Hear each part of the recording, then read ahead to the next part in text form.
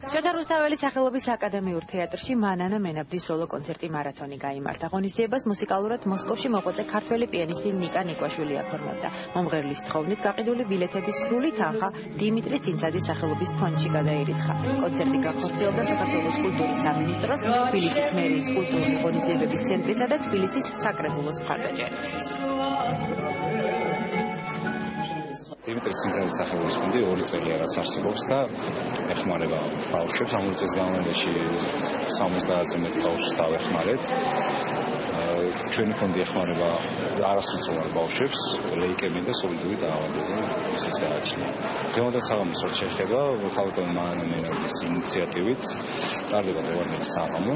აღელვებული ვარ საოცრად, იმიტომ რომ იმხელა სითბო მოდიოდა მაყურებლისგან, იცით, აი ამ სითბოთი რაღაცნაირად ძალიან ივსები და ეს ღელვა უკვე რაღაცნაირად ამ იმაში გეხმარება, იცით, რომ გადააგორო ერთი სიმღერა, მერე მეორე, მერე მესამე და მე მგონი დღევანდელი პრემიერები შედგა ჩემის აზრით. არ ვიცი თქვენ როგორ ფიქრობთ, ხო? ძალიან დიდი მადლობა ყველას, ვინც დაესწრო, ვინც მოვიდა, ვინც მხარი დაგვიჭირა. ყოველთვის როდესაც ჩამოვდივარ თბილისში, მაქვს აბსოლუტურად განსხვავებული გრძნობა მონატრების. დარბაზში ხედავ ნაცნობ სახეებს და სავსე ხარ სიყვარულით. ეს იყო, რა ვიცი, სიყვარულით გაჟღენთილი კონცერტი იყო და თუ კი ერთი ადამიანი მაინც იქნება ამ საღამოს შემდეგ გადარჩენილი და განკურნებული ამ სცენისგან, ესე იგი საღამო შედგა.